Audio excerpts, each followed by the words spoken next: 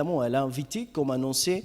Aujourd'hui, nous avons l'honneur de recevoir sur ce plateau le frère Patient Chadi. C'est un homme de Dieu bien qui évolue dans le domaine de Christ, si nous pouvons le dire ainsi, avec plusieurs activités qui touchent justement l'Église corps du Christ, qui touchent la louange, qui touche l'adoration, qui touche plusieurs secteurs dans l'Église corps du Christ. Alors, il nous fait l'honneur aujourd'hui, justement, de répondre à notre invitation.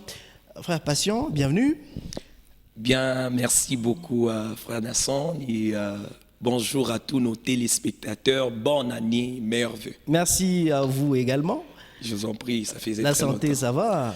Par la grâce de Dieu, tout va bien. En tout cas, nous bénissons le Seigneur pour votre présence dans ce programme. Alors, Amen. pour ceux qui vous regardent pour la toute première fois, qui est Patient Chadi?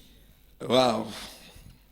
Qui n'est pas très facile de parler de soi, mais je vais quand même essayer. Allez-y. Alors, le frère Patient Chadi est prédicateur, chantre, conducteur des cultes et même formateur des conducteurs des cultes. Wow. En bref, Plusieurs casquettes. voilà. Alors, comment vous faites pour combiner toutes ces casquettes? Au fait, c'est facile pour moi parce que le thème principal qui regorge toutes ces choses, c'est les cultes. Alors, je suis un amoureux du culte et en tant que tel, tout ce qui se passe dans les cultes m'intéresse. Donc, prédicateur, culte, modérateur, culte, conducteur des cultes et chantre, tout ça tourne autour du culte. Donc, pour moi, les cultes est la chose la plus importante de ma vie, avant ma famille, avant mon travail. Et je précise, quand je parle du culte, je parle du culte de Dieu. Voilà. Alors, pourquoi le culte? Pourquoi c'est seulement le culte qui vous intéresse le plus? Vous avez un témoignage particulier du culte qui pourrait peut-être intéresser, édifier quelqu'un. Pourquoi seulement le culte? Au fait, en étudiant la Bible, et c'est vrai que quand j'ai commencé en tant que modérateur ou formateur des conducteurs des cultes, j'ai faisais encore de recherche. Mais en étudiant la Bible, j'ai compris que, vous serez d'accord également avec moi, que le thème principal, le plus développé dans la Bible, c'est les cultes. C'est pour un culte que Dieu a créé les cieux et la terre. C'est pour les cultes, pour lui rendre culte, que Dieu a créé l'homme. Vous voyez, dès la Genèse, dès l'origine, et même si nous remontons des années, des siècles dans l'éternité avant, vous verrez que quand Dieu présente le ciel, tout tourne autour du culte. Lorsque nous lisons Apocalypse, qui nous montre l'image, et lorsque même nous pouvons lire Ézéchiel et Ésaïe qui nous rapportent la chute du diable, tout tourne autour du culte. Exact. Que Dieu puisse avoir Adam et Ève, que Dieu puisse avoir Caïn et Abel, vous verrez que dans leur vie, Caïn et Abel, Noé, Abraham, tout tourne autour du culte. Et en étudiant, j'ai compris que Dieu, dans sa vision pour l'humanité, il a créé l'homme pour le servir. Et c'est ça, au fait, la définition que nous rapporte le français culte. Service, la racine est hébraïque, d'ailleurs je vais vite. C'est ça même le thème du travail que nous commençons, nous allons faire le 17. C'est aboda. Aboda veut dire service, rendre culte. Tout autour de ça. Tel que nous sommes là, en tant qu'humains sur la terre, Dieu nous a placés pour lui rendre culte, pour le célébrer, pour l'honorer, pour l'adorer, pour le louer. Toutes ces choses tournent autour du culte. Ainsi, en étudiant la parole de Dieu, en étudiant les Écritures, le culte est un pilier fondamental de la foi chrétienne et Dieu il y donne beaucoup de considération. Très bien. Alors, nous rendons compte qu'il y a quand même des éléments importants, si nous devons ici parler bien évidemment du culte, mais il y a une définition. Je ne sais pas si je peux appeler définition. Il y a certaines personnes qui croient que le culte, c'est venir à l'église, vous chantez, vous offrez, il y a la prédication, et puis on rentre à la maison. Nous pouvons ici dire que c'est une manière erronée de voir le culte? Pas du tout, parce qu'au fait, par définition, les cultes, d'une manière générale, recourent à toutes ces pratiques. Donc, pratiques autour d'un homme, d'une créature qu'on considère comme porteur d'un certain pouvoir. Et tout ce qu'on fait pour le vénérer, pour l'honorer. Ici, j'aimerais bien souligner qu'il n'y a pas que le culte chrétien, il y a des cultes, des différents cultes. Mais pour donner un peu plus d'accent, les cultes dont nous parlons et nous voulons parler, il s'agit bien du culte rendu à Dieu. Quand vous lisez l'Ancien Testament, vous allez voir les psalmistes disent qu'il exalte dans l'assemblée des saints. Assemblée veut dire culte, réunion, c'est-à-dire la réunion, le rassemblement d'un grand nombre de gens. Et dans le livre d'Ésaïe, il est en train de dire lui-même, Dieu, que les peuples que je me suis formés publiera mes louanges. Toutes les fois qu'il y a réunion, assemblée, qu'il exalte dans l'assemblée des saints et dans la réunion des hommes droits, il s'agit du culte. Et dans le Nouveau Testament, il y a encore une autre dimension. L'apôtre Paul dit, lorsque vous vous réunissez, celui-ci a un chant, celui-ci a un enseignement, une parole, toutes ces choses-là font partie du culte. Donc, c'est l'ensemble des pratiques. Dire qu'ils sont dans les faux, non, c'est ça au fait. Mais notre apport, c'est comment il faut rendre ces cultes. Très bien. Comment il faut le faire. C'est ça d'ailleurs ma prochaine question. Voilà. Est-ce qu'il y a pratiquement une manière qui est vraiment biblique, un déroulement d'un culte? On se dit par exemple, le culte doit commencer comme ça, ensuite comme ça, ou ça dépend de l'organisation d'une église à une autre? Voilà.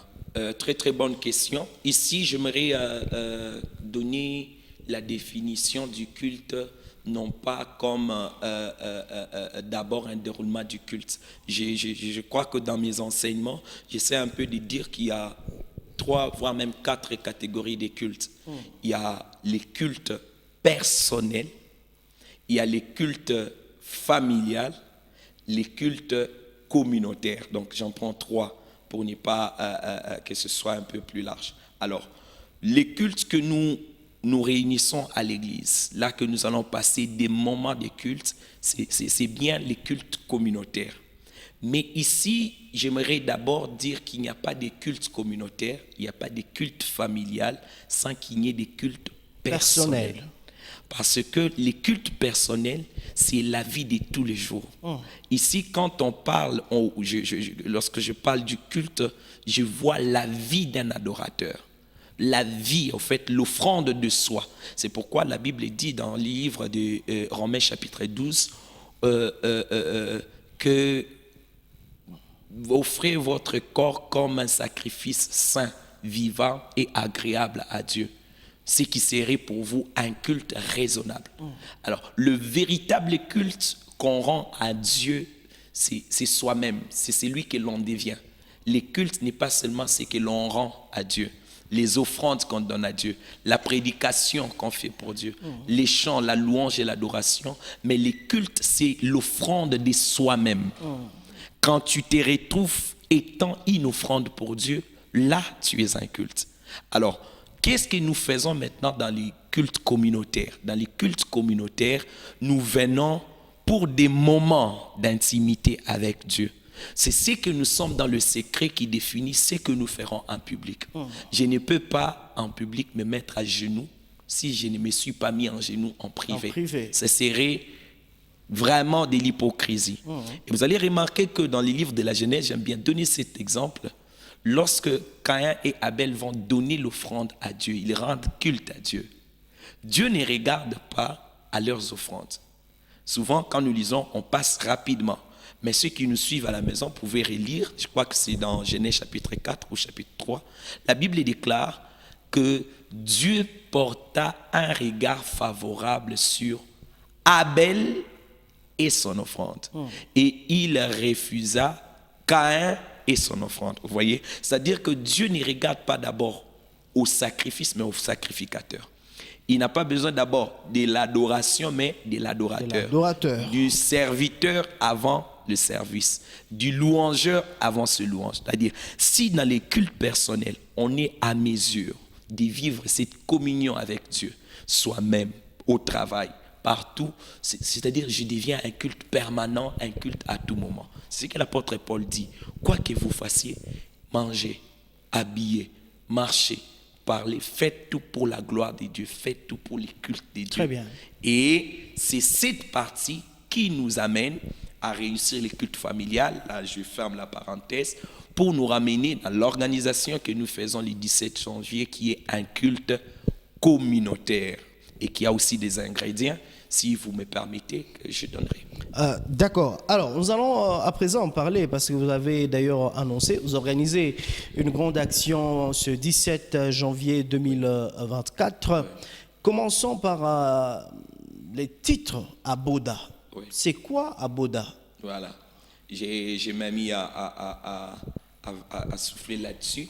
Lorsqu'on lit dans le livre d'Exode, chapitre 13, le verset 5, je crois que je vais, pour être plus précis, je m'irai le lire. C'est Dieu qui parle aux enfants d'Israël. La Bible dit, quand l'Éternel t'aura fait entrer dans les pays des Cananéens, des Étiens, des Amoréens, des Éviens et des Jébusiens qu'il a juré à tes pères de te donner, pays où coule le lait et le miel, Dieu dit, tu rendras ces cultes à l'Éternel en ces mêmes mois.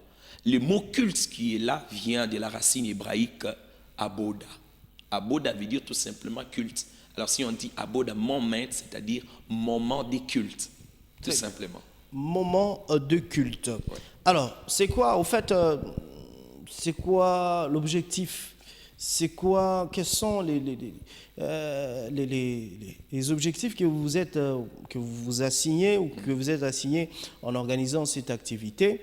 Parce qu'au fait, chaque personne qui organise une activité, il y a toujours des objectifs qu'on vise. Oui. Alors, moi, je me demande, c'est quoi que vous cherchez à atteindre? En tout cas, merci beaucoup, frère Nasson. Et je crois que c'est la toute première édition et il est très important de comprendre parce que ça reviendra chaque année. Très bien. Chaque année, ça va revenir.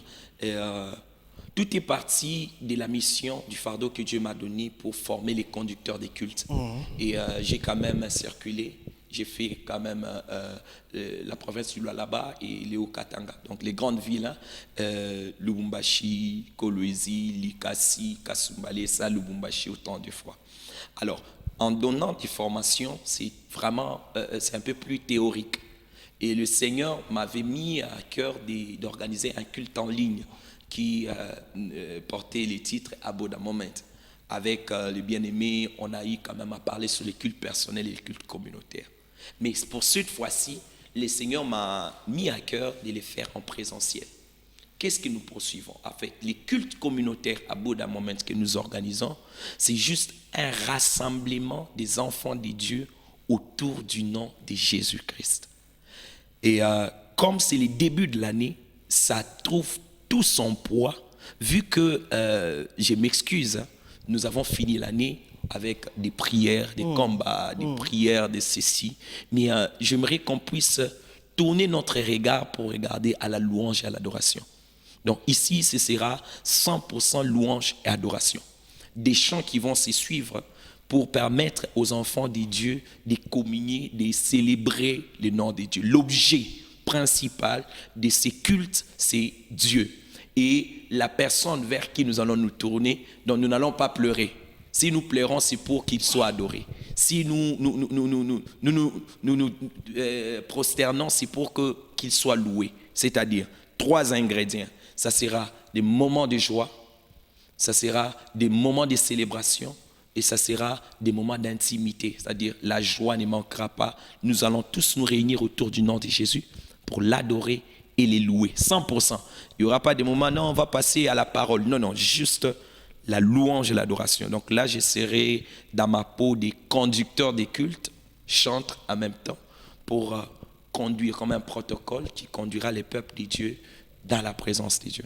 Très bien. Est-ce qu'on peut ici dire que c'est pratiquement un concert, une célébration comme les autres artistes le font?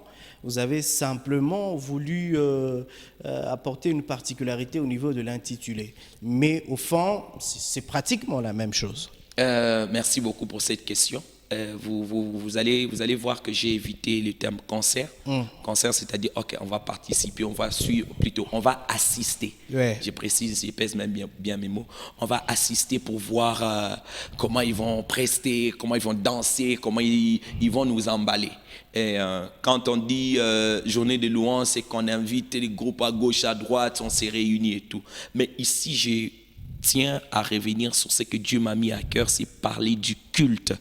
Et en tant que tel, ça fait que ce n'est pas moi qui fera les cultes, moi tout seul, mais c'est tous ceux-là qui vont participer, les invités. Quand vous venez au culte à Buddha Moment, ce n'est pas que vous regardez les chantres chanter, c'est vous qui faites. Donc, au fait, il n'y aura pas de spectateurs physiques visibles à part Dieu.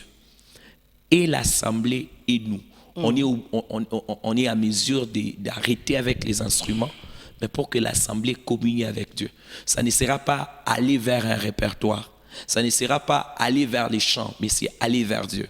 C'est-à-dire, ces jours-là, s'il n'y aura qu'un seul chant qui va nous faire rencontrer Dieu, on va arrêter par là. Donc ce n'est pas la logique du concert.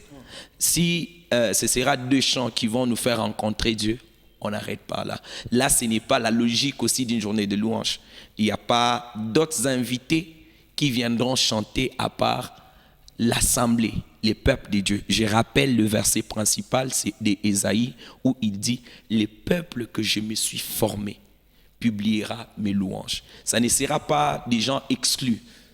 Les seuls peut-être qui peuvent penser pouvoir s'exclure, ce sont les païens. Mais si aujourd'hui, tu crois que Jésus-Christ est ton Seigneur et ton Sauveur, tu es invité, tu es racheté. Nous allons nous trouver autour du nom de Jésus-Christ. Que tu aies l'argent, que tu n'aies pas l'argent, si tu es sauvé, tu dois adorer Dieu. Que tu sois ministre ou pas ministre, tu dois louer et adorer. Que tu connaisses français ou bien pas qu'à Swahili. Donc, on n'exclut personne. C'est-à-dire, nous venons en tant que rachetés, nous trouver autour du nom de Jésus-Christ pour l'adorer, pour les louer. Ce qui peut-être n'est pas la même logique avec les concerts et autres. Très bien. Avant peut-être de chuter avec notre entretien, bien évidemment. Alors, je ne sais pas comment sera le programme, parce que vous nous dites qu'il n'y aura pas d'invités, tel groupe. Je ne sais pas comment vous organisez les choses. Il y a peut-être ceux qui viendront, qui ne connaissent peut-être pas vos chants. Comment ça va se passer au fait pour faire participer tout le monde, et ceux qui vous suivent de près et ceux qui viendront pour la première fois? Comment ça sera pour que tout le monde puisse bien évidemment participer? Alors ça, c'est une très belle question. Et tel que je dis qu'il n'y aura pas d'invités artistes pour emballer l'assemblée, la plus grande question que vous venez de poser ici, c'est de savoir, mais comment on fera avec les répertoires? Alors, nous avons essayé de faire un sondage, et en tant que conducteur des cultes, on a essayé de voir dans nos églises les chants que nous chantons régulièrement, les chants qui nous ont bénis, qui nous rapprochent de Dieu. Et du début jusqu'à la fin de ces cultes, nous n'allons pas chanter un cantique ou un chant que l'assemblée ne connaît pas. Ça ne sera pas la composition des frères patients au studio pour venir présenter. Ce sera les chants populaires, les chants comme on le populaires dit, qui vont nous transporter du parvis jusque dans les lieux très saints. Et nous avons, par le Saint-Esprit, nous avons cette assurance que l'assemblée chantera. Nous serons là pour chanter, nous serons là pour louer. Donc rien n'est nouveau. tout est déjà entendu. Ce sont des cantiques populaires, 100% cantiques populaires. Très bien. Alors, ça sera où? Si c'est pour le 17, nous l'avons dit. Alors, la question qui se pose ici, c'est l'adresse. Ça sera où exactement? Et puis, peut-être nous parler aussi des l'heure. Ça commence à quelle heure? Eh bien, parlez-nous un peu de tout ce qu'il y a comme modalité, peut-être, pour participer à cet événement. Alors, parmi les valeurs des Aboda Moment, c'est que ces cultes, bon, je suis un peu conservateur, ces cultes ne se passera jamais dans une salle. Très bien. Ça se passera toujours dans un temple, dans une église. Dans une église. Alors, comme c'est la toute première édition, c'est bien la maison, ma propre maison, qui m'a ouvert les portes. J'ai dit merci à mon pasteur, le révérend pasteur Rick Lumbala, qui je suis à ses pieds depuis 2010. Que Dieu les garde encore en vie. Amen. Alors, pour la première sortie, nous serons à l'église Arche de la gloire de l'Éternel. Nous sommes sur route Kassapa, coin avenue du Carmel. Donc, croisement entre route Kassapa et l'avenue du Carmel. C'est vraiment sur la grande route. C'est vrai que nous sommes en construction. Pour ceux qui passent par là, ils verront que le grand temple est barricadé par des tôles. Mais derrière, juste, il y a la salle de culte ou les temples où nous nous réunissons. Et route Kassapa, coin du Carmel, quartier Gambela, commune de Lubumbashi. Et quand vous arrivez déjà vous êtes sur route Kassapa, au niveau du Carmel, il y a l'affiche, la pancarte qui est là, Aboda Moment, c'est en grand. Vous ne pouvez jamais vous perdre. Donc, le 17 janvier, nous sommes là. À partir de quelle heure? Voilà. Et là encore, merci de poser la question. Nous serons tellement respectueux pour le peuple de Dieu. Sur les invitations et les affiches, nous avons écrit début 15h45 minutes. Alors, nous prendrons 15 minutes pour faire une mise en place. Dès qu'il est 16h juste, nous commençons. Nous pouvons peut-être commencer en retard, on ne sait pas. Mais ce que je rassure le peuple de Dieu, c'est que dès qu'il est 18h juste, le culte prendra fin. C'est-à-dire que pour nous, Dieu nous a vraiment donné que 2 heures et on ne peut pas dépasser l'heure des 18h. Dès qu'il est 18h juste, nous allons arrêter. Donc, de 15h45 à 18h juste. Alors, 2 heures dans la présence. Vous allez lancer un message avant de finir complètement, un message à tous ceux qui nous ont suivi notre entretien. Eh bien, vous revenez justement sur les grandes lignes de tout ce qu'on a pu parler dans ce programme. Et puis à la fin, vous donnez votre numéro de contact, peut-être pour les personnes qui voudront avoir plus de lumière, de précision sur cette activité. Alors, bien-aimés dans les seigneurs, le frère Passion Chadi, pour l'invitation des Aboda Moment, j'aimerais inviter toutes les personnes qui nous suivent au travers des maracas. Nous organisons ces cultes, c'est par conviction. Le Seigneur nous a demandé de le faire pour que vous et nous puissions nous retrouver autour du nom de Jésus-Christ pour le louer, le célébrer. Et croyez-moi, je ne suis pas le gestionnaire de ces cultes-là, puisque c'est le Saint-Esprit qui gère les cultes. La Bible dit, nous ne savons même pas quoi demander à Dieu, mais le Saint-Esprit, il est fait par des soupirs inexprimables. Je nous invite à venir passer des moments, des temps d'intimité, des temps forts, des cultes où nous-mêmes nous serons des acteurs et que Dieu sera sur son trône.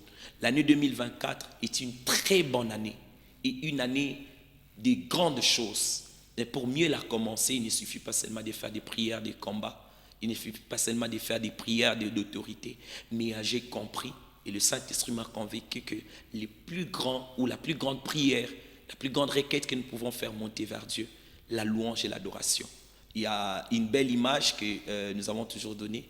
Quand Paul et Silas étaient en prison, ils n'avaient pas besoin de chasser les démons pour que les liens se rompent. Ils n'avaient pas besoin de chasser les démons pour que les lions se rompent. Ils se sont mis à louer. Vous avez tout essayé. Vous êtes malade, vous avez tout essayé. Toute forme de prière, les médecins et tout. Est-ce que vous avez déjà essayé la louange? Est-ce que vous avez déjà essayé l'adoration? Venez, prosternons-nous, humilions-nous. Venez, élevons nos voix, poussons des cris de joie vers l'Éternel notre Dieu et laissons-les faire la suite. Voilà. Alors, pour ceux qui voudront peut-être nous contacter, le numéro de contact est les 081 334 35 36. 081 334 35 36. Je préfère que ce soit un seul numéro Exact. pour que nous puissions tous nous rejoindre sur les réseaux sociaux. Twitter, bon, X, parce que ce n'est plus Twitter, Oui. X, TikTok, Facebook, tous les autres réseaux, Instagram. Vous écrivez seulement Passion Chadi et vous allez nous retrouver. À Boda Moment, le 17 janvier 2024, de 15h45 à 18h juste, église Arche de la Gloire de l'Éternel, route Kassapa, coin du Carmel, quartier Gambela, commune de Lubumbashi. En tout cas, nous vous disons sincèrement merci, mais aussi pour les églises qui veulent justement inviter le frère Patient pour différentes formations, des frères et sœurs, pour en tout cas avoir tout ce qu'il faut pour bien conduire les cultes. Parce qu'on a quand même, on est en train de vivre du n'importe quoi, permettez que nous puissions le dire ainsi dans nos églises. Vous voulez avoir une bonne formation, moi je conduis normalement ma culte comme il se doit, eh bien appelez le frère Patient, en tout cas Et c'est gratuit. vous allez en tout cas justement échanger et voir comment